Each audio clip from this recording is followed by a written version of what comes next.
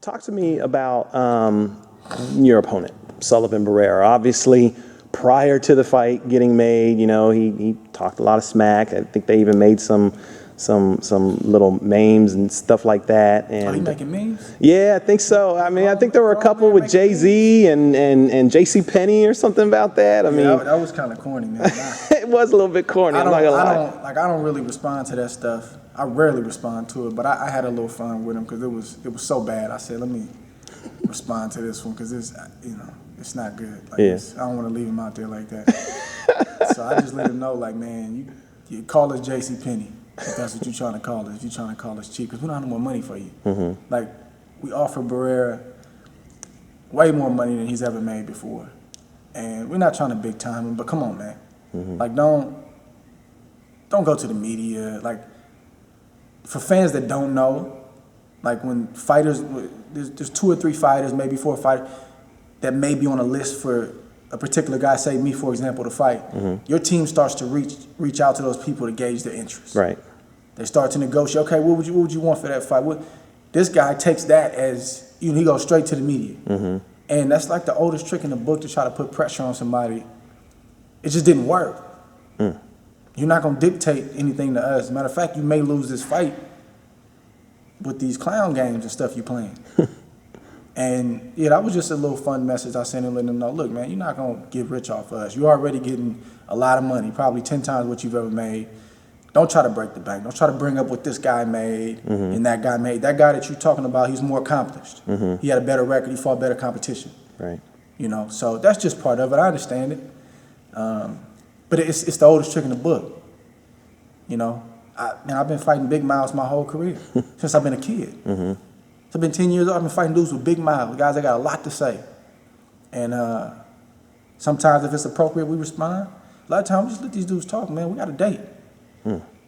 We got a date. So if you want to get your voice out on Instagram and you want to spend time making memes, then man, go for it. More power to you. Were you surprised that, I mean, I don't want to say it was difficult to get the fight made, but it took a little bit longer than expected to get the fight made. Like, were you kind of, I mean, I know I was, because I was just kind of like, who's Sullivan Barrera? Yeah. I mean, like on one hand, I understand, like, Barrera's hustling. Right. His team, Kathy Duva, they're hustling. They're trying to get as much money as they can, and if we offer them, I'm just throwing a number out there, whatever, 300. I don't know what he was offered, to be honest with you. If he was offered, 300, they want to see if they can get 9. Then we say, okay, maybe we'll give you 450. Then they want to get 650. That's just business. I understand it, but it's just funny to me when they go to the media with this kind of stuff, like that's gonna scare us into giving them an opportunity. You almost lost that opportunity, and saying stuff like you're scared. Like, come on, man, you got to come better than that.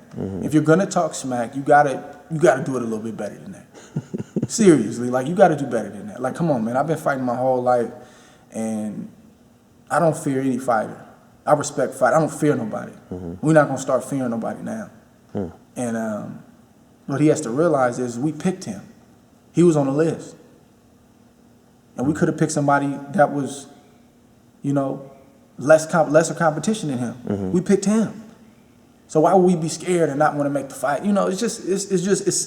It's tough though, because fans don't know any better. Right. And it's unfortunate for them because they're not on these phone calls. Obviously, they're not in the room when you're negotiating. So it confuses them, but it's part of the game, man. It's part of the game. If he wants to do that, man, God bless him. God bless him. Was there a specific reason why you picked him? I mean, obviously this is your 170. Even though you fought Paul Smith, he was a little bit heavy. This is officially your 175 debut, and with the talk of the Kovalev fight, I mean, was there a specific reason why you picked Barrera? He was the best guy on the list that they sent, and he was a tough fighter, and the right fighter for me to get myself ready for this weight class. And we've always challenged ourselves, man. Myself and Verge, he's never, it's a time and a place for tune-ups, and it's a time and a place to, pick certain guys and different things like that. But then at a certain point, you got to see what you're made of. So we didn't pick him because he was easy. He's undefeated. He doesn't know how to lose, and obviously he seems to be confident. So we picked him because he was the best guy on the list, and we felt he was the best guy that was going to get us ready for this weight class.